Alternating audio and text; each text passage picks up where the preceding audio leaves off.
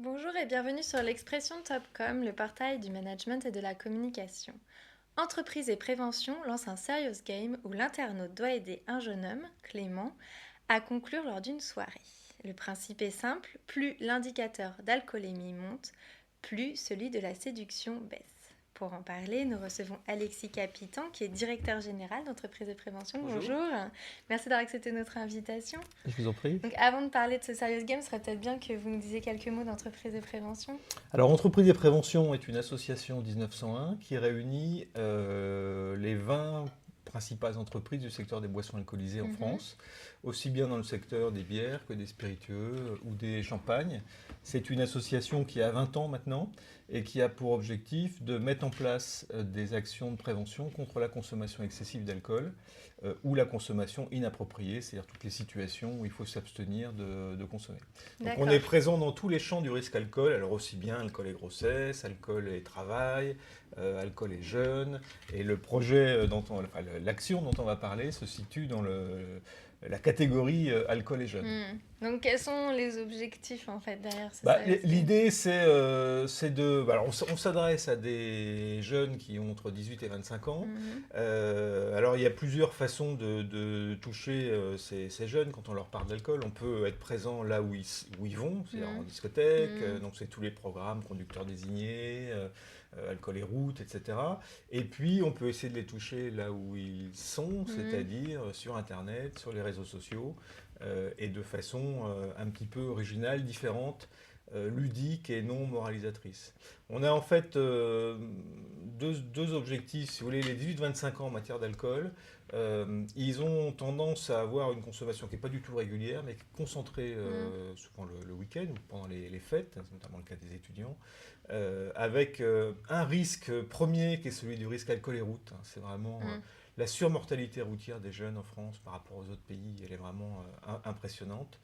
Donc le premier risque, il est là.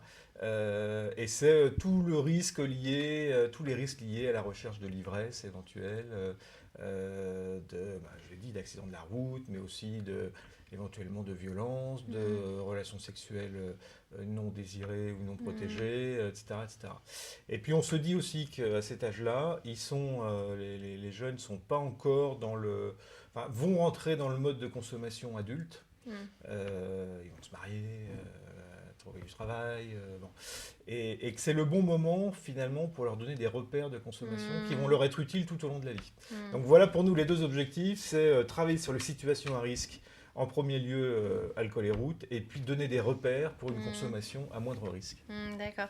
Donc pourquoi avoir opté pour un serious game? Comme je vous le disais, on recherche, nous, des moyens, je dirais toujours un peu différents pour toucher cette cible-là. Donc il y a plein de façons de le faire. Et il y a notamment celui du serious game. Alors le serious game, c'est un jeu sérieux. Donc c'est un jeu, le principe c'est que ce soit extrêmement ludique. Et puis c'est sérieux parce qu'il y a des messages de prévention. Mais l'idée, c'est que, de toute façon, on ne force pas les jeunes à faire le serious game. Donc soit ça leur plaît tout de suite, et ça les amuse, et ils trouvent ça rigolo, et ils vont jusqu'au bout. Et on l'espère, du coup, ils sont exposés à quelques messages de prévention. Soit ils trouvent ça ringard, une leçon de morale, et dans ce cas-là, ils y restent 3 secondes, ils s'en vont, et ils n'entendent plus jamais parler. Donc l'enjeu, il est là, c'est de trouver un moyen, effectivement, sympa de faire passer quelques messages de prévention. Donc, si vous pouviez nous décrire ce jeu. Oui, alors le mieux c'est d'y aller. Donc sur le site ce soir il conclut.com. Donc en fait on a voulu partir de quelque chose qui existait, et ce qui existe, c'est une web série qui s'appelle Décide-toi Clément, qui a eu un succès assez phénoménal depuis 2 ans. Et l'idée de cette série, c'était, alors Clément, c'est un personnage c'est un jeune étudiant qui a un petit peu de mal à faire des choix. Il est très sympathique, mais il est un peu naïf. Et donc, en fait, ce qui était intéressant avec cette série, c'est qu'à la fin de chaque épisode, les internautes votaient pour la suite. Et la suite était tournée, scénarisée en fonction du choix des internautes. Voilà. Donc on avait déjà 15 000 fans de Décide-toi Clément qui attendaient la suite. Alors on s'est basé là-dessus et on a fait un serious game avec Clément et ses personnages et en confiant la réalisation, les dialogues à l'équipe de Décide-toi Clément. Donc on était à peu près sûr d'avoir un ton qui allait plaire à la cible qu'on souhaitait toucher. Alors le principe, vous l'avez exposé tout à l'heure en quelques mots, hein, il faut aider Clément à conclure. Donc il a envie de conclure avec Chloé. Qui est une jeune fille.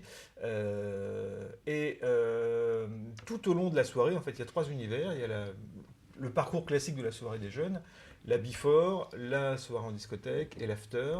On va aider Clément à gérer 2 indicateurs. Alors d'une part, le péchomètre, c'est son indicateur de séduction avec Chloé, qui monte en fonction ou qui descend en fonction de ses actions, et puis le tisomètre qui est son indicateur de consommation d'alcool. Et donc le joueur en fait est le coach en séduction de Clément et va l'aider à déjouer toutes ces situations. Et on a en fait tourné une centaine de scénettes vidéo qui vont s'insérer avec une architecture assez complexe, mais selon un modèle qui dépend du niveau de consommation d'alcool de Clément. C'est-à-dire que, alors c'est comment dire, c'est de la vidéo filmée, ce sont des acteurs. Et par exemple, Clément peut décider de la jouer cash avec Chloé, donc il va aller la voir. S'il est pas alcoolisé, il va réussir à la faire sourire. Et donc son indicateur de séduction va monter. S'il est très alcoolisé, il va se prendre une claque. Parce qu'il va le faire de façon très maladroite, etc. Donc les actions-réactions et l'enchaînement des scénettes est différent selon le niveau d'alcoolémie. On a en plus quelques jeux d'arcade et puis bien sûr des messages de prévention qui s'intègrent, qu'on a essayé d'intégrer de façon relativement souple et pas dérangeante au jeu. Bon, voilà en quelques mots, mais je crois que le mieux c'est de d'aller tester. sur le site internet évidemment. Comment est-ce que vous en avez fait la promotion de ce Serious Game? Alors, on l'a lancé il y a un petit peu plus de 15 jours. On l'a lancé le 29 septembre. Et on a fait en fait, on a créé un petit teaser, une espèce de bande-annonce. Donc, on a en fait deux niveaux de communication. On a joué à fond, évidemment, l'aspect viralité. Donc, on s'est basé sur le socle de fans de Décide-toi Clément. On a fait une semaine, 10 jours même avant le lancement officiel du jeu, on avait sur le site des petites scénettes et des petits messages un peu pour faire un peu monter la tension et commencer à développer un buzz positif. Et puis on a mis en place une petite campagne de publicité sur Dailymotion avec cette bande-annonce, ce teaser vidéo. Voilà. Et par ailleurs, on a construit, enfin on a des partenariats notamment en milieu étudiant, mais donc on a aussi construit quelque chose à partir de ça.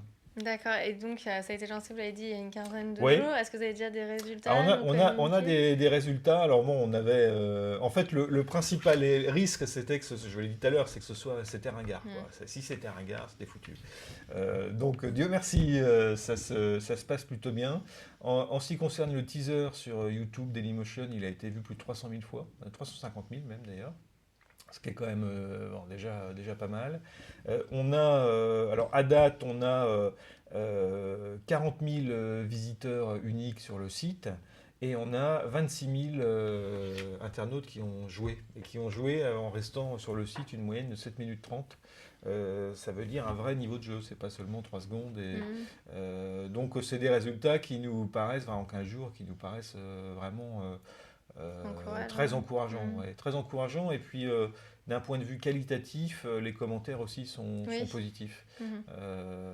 Voilà, on nous dit en gros, c'est sympa votre jeu, j'ai réussi à conclure, j'ai pas réussi. Et puis on a un petit questionnaire d'évaluation à la fin du jeu. Dont là, on n'a pas encore évidemment dépouillé encore les résultats, mais qui nous donnera des indications précieuses en ce qui concerne la compréhension des messages, etc. Et donc, quelle est la suite de ce jeu? Est-ce que c'est un jeu événementiel? Est-ce que vous comptez le laisser en ligne un certain nombre de temps? Écoutez, on va le laisser en ligne jusqu'à temps qu'il n'y ait plus personne qui joue. L'idée, c'est quand même de maximiser son impact. Alors peut-être que si la fréquentation diminue, on fera peut-être une petite campagne de publicité, mais on va. L'idée, c'est que tant qu'il y a des joueurs qui jouent, ça ne nous coûte pas grand-chose de le laisser en ligne. Voilà, et puis pour la suite. Faire une saison 2 ou pas? Peut-être, pourquoi pas, une saison 2 ou partir sur un autre projet, mais je crois effectivement que le côté ludique et interactif est quand même particulièrement adapté à la cible. Je rappelle l'adresse, donc cesoirilconclut.com pour vous aussi aider Clément à conclure avec Chloé. Je vous remercie d'avoir Merci à répondu à vous. mes questions. Au revoir. Au revoir.